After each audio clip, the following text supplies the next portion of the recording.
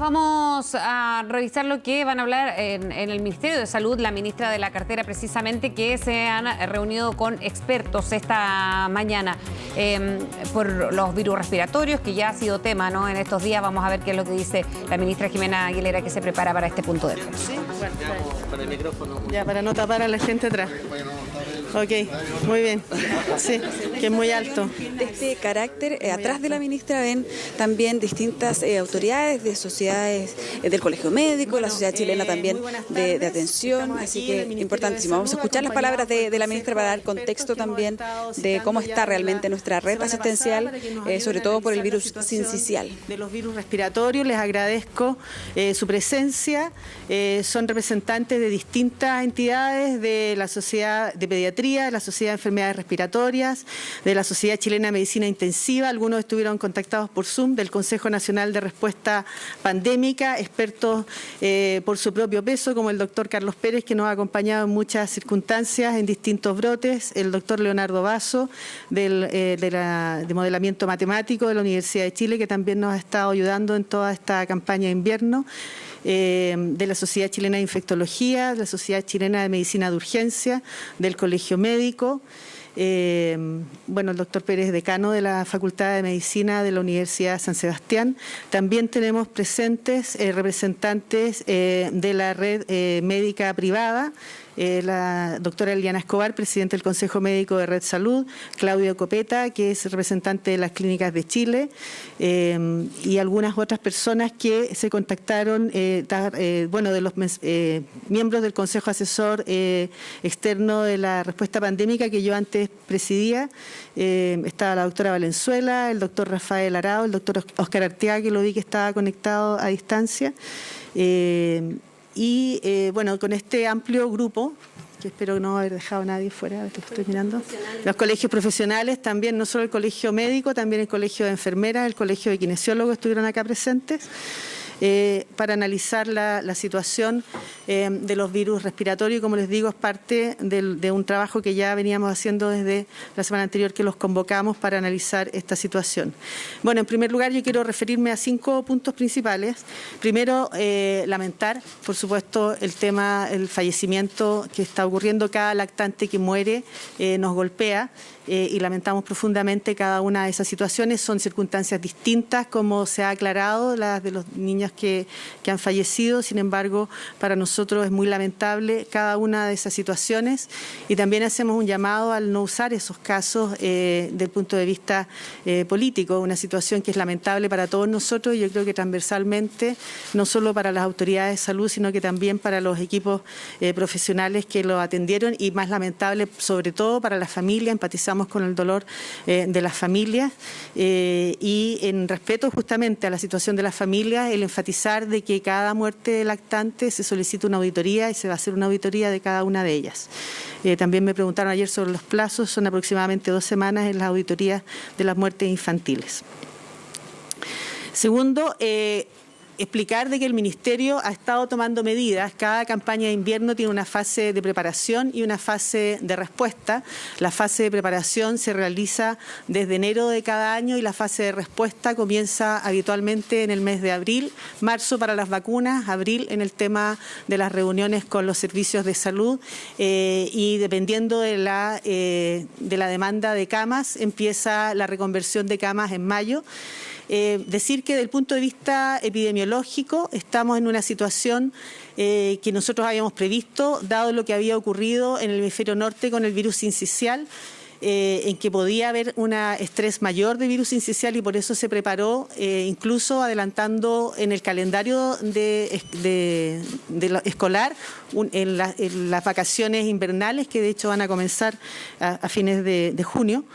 Que es una semana antes de lo que se hacía históricamente, y también el tema de que nosotros, justamente previendo esta situación, la alerta sanitaria que teníamos para COVID históricamente desde que empezó la pandemia, la prorrogamos en 23 de marzo incorporando los virus respiratorios. Por lo tanto, insisto una vez más, nosotros estamos en alerta sanitaria para estos virus desde el 23 de marzo, que se prorrogó la alerta de COVID.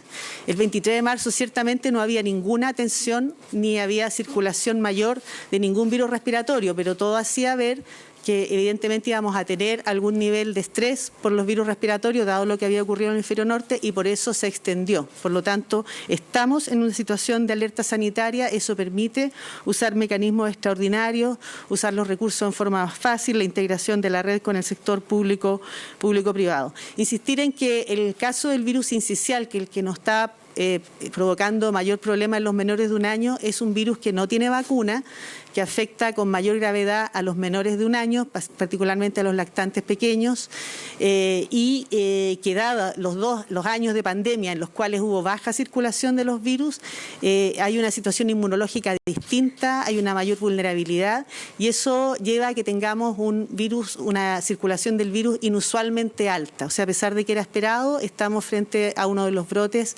mayores de virus sincicial que hayamos visto en los años precedentes aquí en este mismo ministerio, y que es una situación que de todo difiere del COVID. Recordemos que el COVID-19 afectaba principalmente a los adultos y que eso llevó a que hubiera una gran reconversión de camas en el sistema público hacia las camas de adultos, y situación que hemos debido revertir y ahora reconvertir camas hacia las camas pediátricas. Entonces, también explicar que dentro de la fase de preparación está la alerta sanitaria, el que se empezó con la vacunación para la influenza en verano, o sea, en la última semana del verano, que empezaron las reuniones de coordinación con los servicios de salud, que se hicieron entrega de recursos extraordinarios en mayo, para la reconversión de camas infantiles, cosa que también informamos hace pocos días a ustedes. Se entregaron 37.000 millones para la reconversión de camas de niños, hay 55.000 millones para el tema de adultos, pero ahora estamos concentrados particularmente en el tema de los niños. También ha habido recursos extraordinarios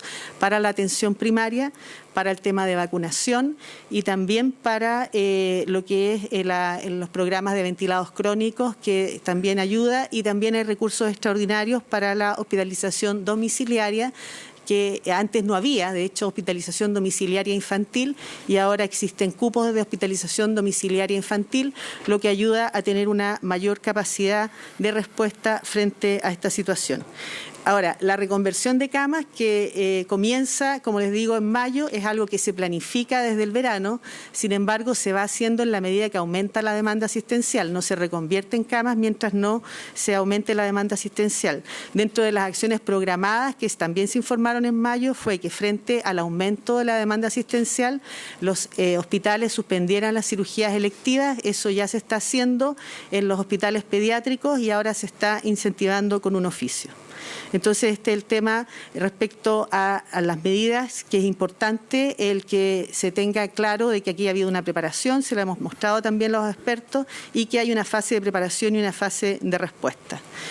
Ahora, dada la situación en que ha habido una circulación mayor a la que se ha visto en otros años, esto llama a tener medidas adicionales, porque hemos visto efectivamente un adelantamiento del brote, y eso implica medidas extraordinarias que en realidad son adicionales a las medidas que ya veníamos tomando, como es, por ejemplo, cosas que hemos conversado ahora con los expertos, el refuerzo de la gestión de las camas críticas pediátricas. Vamos a separar la gestión de camas críticas pediátricas de adultos y vamos a hacer un refuerzo adicional de la gestión de esas camas pediátricas, de la gestión de camas críticas, para que sea más expedito el manejo de esas camas. También va a haber un refuerzo en la gestión y la coordinación con el sector privado. También informar, aprovecho de reforzar el hecho de que nosotros estamos trabajando con el sector privado, que se han estado trasladando niños al sector privado. Aquí hay una representante también del sector privado que puede corroborarlo, pero nosotros pensamos y también nos han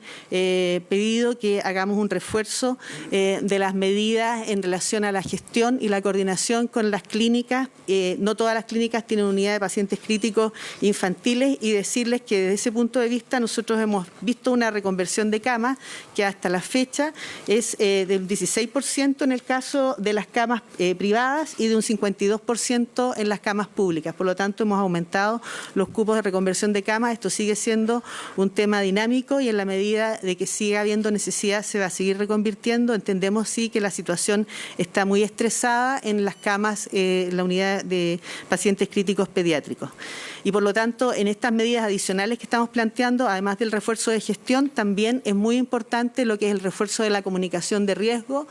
Nosotros hemos estado en campaña de invierno, esta misma sala les puede mostrar, han habido spots, sin embargo, es importante, la gente nos dice que necesitan tener más mensajería respecto, más mensajes comunicacionales respecto a la prevención. Nosotros hemos enfatizado el hecho de que hay que tener mucho cuidado, especialmente con los niños pequeños, que se deben mantener en un relativo aislamiento, no deben ir a las reuniones familiares, deben abstenerse de ir a lugares donde hay aglomeración, porque en este momento hay una mayor circulación de este virus que es más grave para los niños y además, a pesar de que ya estamos viendo una disminución en las consultas de urgencia, la hospitalización pediátrica del menor de 1 año ha seguido aumentando. Por lo tanto, es muy importante que la gente refuerce esos mensajes, refuerce las conductas de prevención. Lo que tenemos es cortar la cadena de transmisión y la cadena de transmisión del virus sincicial se hace aislando a los niños y manteniendo las medidas respiratorias. Muy importante el lavado de manos y en el caso de la población escolar recomendamos fuertemente el uso de mascarillas y el refuerzo de las medidas de higiene de manos. Y eso lo discutimos bastante con los expertos respecto al uso de mascarilla, el tema de las vacaciones. La recomendación es reforzar las medidas de prevención en las escuelas, el fortalecer también, nos recomendaron el teletrabajo en las madres de niños preescolares, y eso lo vamos a discutir más en la tarde con también el Ministerio del Trabajo, y reforzar los mensajes comunicacionales. También es muy importante, de acuerdo a los modelos, el modelamiento matemático, contarles que nosotros estamos trabajando con el Centro de Modelamiento Matemático de la Universidad de Chile, de que se prevé un brote de influenza, que lleguemos a un pic en pocas semanas y por lo tanto también hemos estado haciendo un llamado a fortalecer la vacunación de influenza, particularmente en los adultos mayores que vemos que han llegado poco a vacunarse, en el sentido de que llevamos 54% de cobertura y necesitamos acelerar esa cobertura de vacunación. En los escolares, afortunadamente ya llegamos al 80% de vacunación contra influenza, pero hago un llamado directo a los adultos mayores de que por favor vayan a vacunarse y vamos a hacer un despliegue mayor para que tengan mayores puntos de vacunación. Y por último, para terminar, respecto a las medidas y dar espacio a las preguntas, decir que nosotros estamos abiertos, por cierto, a la colaboración. El invitar a los expertos es una muestra de la colaboración, del que estamos abiertos a recibir las distintas perspectivas y sugerencias y analizarlas en conjunto de forma transparente. Yo misma fui parte del Consejo Asesor en el gobierno anterior, por cierto que estoy abierta a recibir los consejos y asesorías de personas independientes de los pensamientos políticos que tengan. La salud es un tema transversal, estamos en una situación crítica de virus respiratorio, nosotros nos hemos preparado, estamos dando respuesta, pero es una situación compleja que necesita la colaboración de todos y cada uno de la sociedad, y por eso es que estamos haciendo este llamado a que todos apoyen en esta situación. Preguntas. También pueden hacer preguntas a los expertos. Sí. Quería preguntarle por el caso de la fuente de San Antonio, donde ha trascendido el senador de la zona, Francisco Chaguán, que no se procedió un traslado. En este momento preguntando para la ministra por entonces la muerte, el fallecimiento entonces de esta lactante, en donde se habla también de que no habría sido atendida en una clínica por una deuda de los padres en FONASA. Se genera entonces también esa no fue por ninguna deuda. No sé si su secretario quiere aclarar eso. Sí, bueno, muchas gracias. Muy buenas tardes ya. Con respecto a eso dicho, nosotros tenemos hoy día un protocolo que existe desde hace mucho tiempo del Ministerio de Salud, en donde se distribuyen los distintos requerimientos de camas críticas a nivel nacional con una colaboración muy estrecha público-privada. Y en este sentido existe un protocolo en donde se consultan a los referentes. Eso es, por supuesto, una plataforma informática, pero que también está respaldada por videoconferencias y también por llamadas telefónicas. Ahora bien, todo caso de fallecimiento de niño y niña no es indiferente, y es por eso que las auditorías y las investigaciones de cada caso van a esclarecer todo y van a revisar todo el proceso. El cante que se había negado la Cámara. La información que tenemos es que cuando se consulta y se hace el barrido dentro de la región de las clínicas, no contaban con cupo disponible en ese momento. sobre lo que ocurrió. Entonces la duda respecto también de la disponibilidad y cuál es la respuesta que entregan las clínicas. Ahora también se le está consultando a la ministra por los otros casos de los que se había conocido, en donde se decía que también era por falta de camas. Otras autoridades, de hecho, salieron también centros de atención a desmentir, decían, las lactantes recibieron la atención, pero de todas formas murieron producto de la gravedad. La idea es preguntarle entonces también a la ministra cuál es la realidad de decir esos casos, que en el informe epidemiológico precisos. se empezó a publicar el tema de los fallecidos por infecciones respiratorias virales y ahí aparecen las cifras. Nosotros este año tenemos un número de fallecidos que alcanza 4 casos oficiales.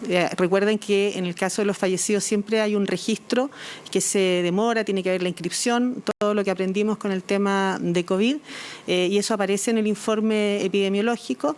Ese número de fallecidos, lamentamos todos y cada uno de esos fallecimientos, ha sido un tanto adelantado en relación a otros años, pero comparado con otros años está, bueno, en una situación no particularmente elevada, a pesar del gran número de casos que tenemos. Pero por cierto que nos preocupa cada uno de esos casos. Los antecedentes que tenemos de la niña en cuestión son los que usted ha mencionado y que además tenía no solo un virus, sino que tenía otro y que se trataba de una niña que había nacido con bajo peso o de prematura. Sin embargo, como mencionó el subsecretario, cada uno de esos casos es sujeto a una auditoría de muerte infantil y por lo tanto ahí se van a esclarecer todas esas situaciones.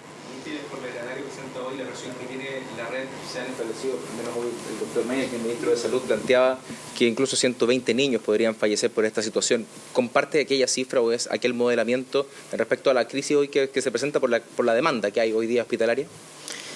Nosotros lo que hemos estado viendo y justamente analizando la situación de defunciones, sería difícil llegar a esa cifra. Ciertamente que ha habido años previos en que ha habido una gran cantidad de fallecidos, sin embargo la cifra más alta que hemos visto es mucho menor que la que está usted mencionando. Sin embargo, no tenemos ningún problema en invitar al doctor Mañalich y que nos muestre sus modelamientos y por cierto que todo el esfuerzo que estamos haciendo nosotros, tanto de preparación desde el verano, las alertas, los recursos extraordinarios y toda esta fase de respuesta a esta situación es para evitar las defunciones. El INDH envió el miércoles un oficio. Mañalich también entregando un pronóstico bastante preocupante. Ahora también están consultando entonces por las gestiones y también por las medidas que se van a tomar luego de los resultados que se han visto y también por supuesto de los fallecimientos de las lactantes tanto en San Antonio entonces también como las denuncias que hay en Quilpué. ¿Qué les parece que efectivamente se haya entregado este oficio al Ministerio de Salud? Y punto 2, como Ministerio de Salud, ¿consideran que han tomado todas las medidas que se tienen a la mano para poder evitar que sigan existiendo más muertes o que haya una crisis en las UCI pediátricas? Bueno, nosotros, por cierto, que tenemos que estar abiertos y acostumbrados a recibir oficios y a tener una acción transparente. Recordar que siempre estamos en contacto no solo con el Congreso, con las distintas entidades de gobierno para responder respecto a cada una de las situaciones. Por cierto, que el oficio va a ser respondido por la subsecretaría y no sé si usted quiere complementar la respuesta, subsecretario. Sí, bueno, como dijo la ministra previamente, la planificación que se ha llevado durante todo este año desde parte del Ministerio de Salud y en particular de la Subsecretaría de Redes Asistenciales con el conjunto de hospitales de la red y también las clínicas privadas cuentan con reuniones periódicas, con recursos extraordinarios que se entregaron por sobre lo habitual y en tiempos previos con el objetivo de estar preparado para este aumento de demanda.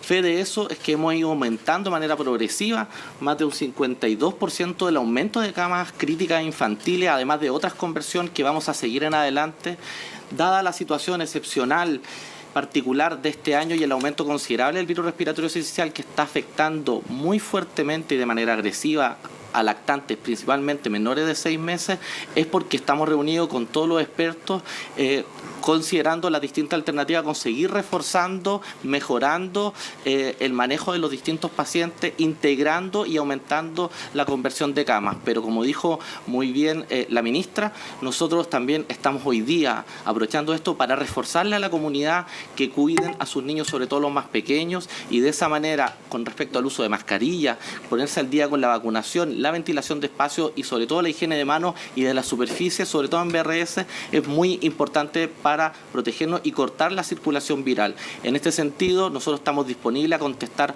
cualquier duda con absoluta transparencia y eso es lo que vamos a hacer en este caso. Otra de las cosas que es importantísimo aclarar es también las cifras. Ayer se ha hablado de un porcentaje, ¿no?, de un 92% de ocupación en las camas críticas, pero no quedaba claro entonces cuántas camas hay disponibles, cuántas más se pueden habilitar o reconvertir, porque nos decían, bueno, se puede reconvertir hasta el 100% de la capacidad, pero ¿cuál es finalmente también esa capacidad para tener una cifra clara y poder entonces también hacer las estimaciones? Ayer decían que eso no se podía entregar porque va cambiando muy rápido. Sí, le voy a pedir que responda, nos acompaña nosotros que no lo había presentado la doctora cifra clara también para que se puedan hacer también mejor una idea de qué tan profunda puede ser también esta crisis. Muy buenas tardes a todas y todos.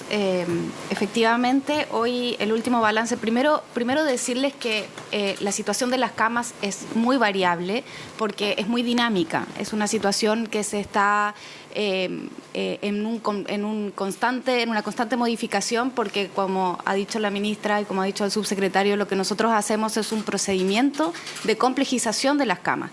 Por tanto, lo que yo les voy a decir ahora es una foto, que es la última foto que nosotros tenemos, que es la de hoy a la mañana, aproximadamente a las 10 de la mañana, en donde tenemos camas UCI. Nosotros de dotación tenemos 186 camas y tenemos habilitadas 296. De UTI tenemos 334 y hoy tenemos habilitadas 493 camas. Y en el espacio privado, que están tributando también adecuadamente en esta asociación que de alguna manera ha nombrado el subsecretario, tenemos una dotación de 122 camas de UCI con 135 habilitadas y de UTI 107 con 130 habilitadas, lo que hace un total de 1.054 camas críticas habilitadas en este momento.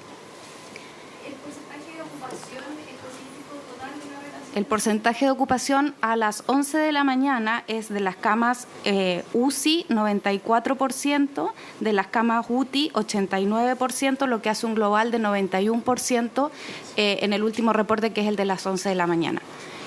Hoy amanecimos, estos días hemos despertado, digamos, con un número de casos que ha ido a la baja, por suerte. Hace 2 días teníamos 30 casos que gestionar a las 7 de la mañana.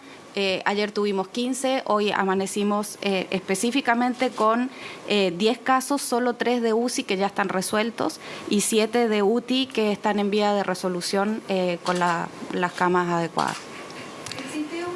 Entonces, el primer balance importante entonces también de la doctora Jaramillo. Ella es la jefa de la división entonces de gestión de red asistencial y ahí están los números que necesitábamos también para hacer también un panorama. Y claro, hay una ocupación mayor de la que había ayer, tanto en camas UTI como en camas UCI. ¿Hoy día de cuántas personas y cuántos niños hay hospitalizados?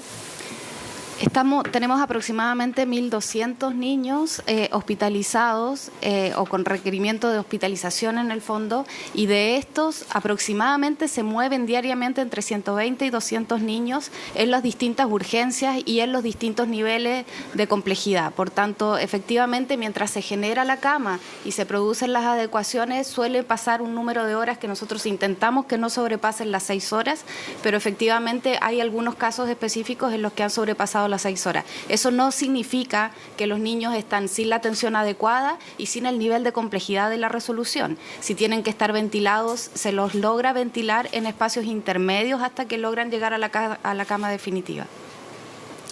Detalle importante, ¿no?, respecto también de la atención que reciben, independiente también de la posibilidad de obtener una cama crítica pediátrica. Ahora también hay preguntas directas al subsecretario respecto de también la evidencia que acaba de mencionar también nuevamente. Dice, hay grabaciones y hay llamadas que quedaron grabadas respecto también de cómo se solicitan las camas a las clínicas privadas, a los hospitales, en medio de este protocolo de unir la red asistencial social, se le está consultando entonces también al subsecretario si se va a poner esta evidencia a disposición. Efectivamente, después con la investigación que se ha instruido, dada esta situación, por supuesto que todas las evidencias disponibles se van a poner a disposición de la investigación para esclarecer formalmente lo sucedido. Sin embargo, quiero ser muy claro en que este protocolo de búsqueda de cama en el sector público, pero también en el sector privado para pacientes críticos, es una estrategia que se utiliza hace mucho tiempo en el Ministerio de Salud, que ha sido auditada en reiteradas ocasiones por la Contraloría General de la República y se ha ido mejorando y perfeccionando con el tiempo. Por eso, cada caso que se crea en el sistema es trazable, cada acción que realizan los personales de salud y las respuestas que tienen tanto las entidades públicas como privadas respecto a la disponibilidad o no de camas para poder recibir a cada paciente que se sube a dicha plataforma. Ministra, te quería consultar, ¿cuándo fue específicamente, muy buenas tardes, cuándo fue específicamente que se activó la gestión de camas críticas en el sistema público-privado y quién está encargado o encargada de ese rol, considerando que en la pandemia y en el gobierno anterior era el señor Luis Castillo que estaba destinado específicamente a esa función? ¿Hay un encargado en este gobierno? ¿Quién es? Y si es que se puede saber cuál es el cargo de esta persona. Sí, decir que la gestión de camas críticas público-privado ha estado continuamente funcionando. De hecho, para los incendios, si ustedes recuerdan, nosotros estuvimos trasladando pacientes y uno de los pacientes que fue un gran quemado fue trasladado a la clínica Indisa. Y todavía creo que está ahí, lo fuimos a ver hace unas semanas justamente al paciente, y por lo tanto es algo que ha seguido funcionando. La unidad de gestión de camas críticas que gestiona la coordinación entre el sector público y privado funciona dentro de la división de gestión de redes asistenciales que dirige la doctora Jaramillo. Tiene una persona que está a cargo, que ella sabe el nombre, no me quiero equivocar. Y justamente una de las recomendaciones que nos hicieron es separar la gestión de camas críticas de adultos de niños, y eso es lo que vamos a hacer ahora para hacer un foco más en el pediátrico por el aumento de la utilización de camas infantiles. ¿Nombre de la encargada del...? Sí, la jefa de la unidad de gestión de camas se llama Claudia Montenegro, pero evidentemente la relación de las camas y la coordinación público y privada lo hago yo habitualmente, que mi nombre es Fabiola Jaramillo como jefa de división, y el subsecretario Araos. Decirles que nosotros nos reunimos con las clínicas semanalmente, tenemos conversaciones extraordinarias varias veces en el día y de madrugada en varias oportunidades también para poder generar los cupos. Lo mismo pasa con los directores de los hospitales, los jefes de los servicios de urgencia, los directores de los servicios de salud, las seremías en muchas oportunidades. Por tanto, esta es una coordinación constante, absolutamente dinámica y 24/7. O sea, nunca se ha interrumpido eso. Ministra, mi última pregunta es sobre las críticas que ha recibido el gobierno y en este caso el subsecretario Araos, producto de las responsabilidades que se están buscando. Se está evidenciando una acusación constitucional, y cuando usted habla de que van a recibir todo el apoyo, están abiertos a recibir este apoyo, ¿cierto? ¿Se refiere a los dichos del expresidente Piñera en este caso? Por último, el exministro de Salud, Jaime Mañalich, dice una proyección de que van a morir 120 niños producto del virus sincicial.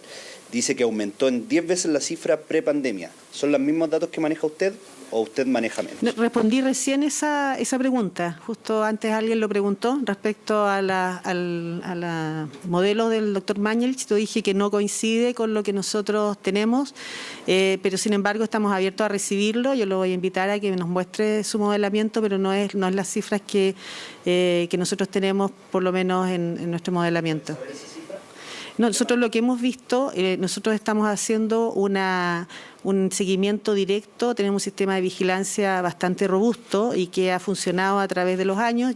También insistir, en vista que no escuchó, de que yo también asesoré al gobierno del presidente Piñera en la respuesta pandémica. Nosotros tenemos un sistema que es capaz de detectar lo que está sucediendo, los virus que están circulando, los fallecimientos. No quería referirme particularmente al tema de las muertes, porque la verdad es que es un tema que desde el punto de vista epidemiológico nosotros manejamos cifras, pero finalmente se trata de personas. Entonces, lo que nosotros tenemos efectivamente la situación de los años anteriores, y hemos visto, está trabajando el Departamento de Estadística e Información en Salud en seguir la curva que llevamos este año, y a pesar de que tenemos un brote de virus sincicial muy intenso, producto también del tema pandémico, de que los niños no estuvieron en contacto con este virus, han habido fallecidos. Es lamentable cada uno de los fallecidos, pero está en un número que está por debajo de lo que se ha visto en los años donde ha habido mayor circulación de virus sincicial en el pasado.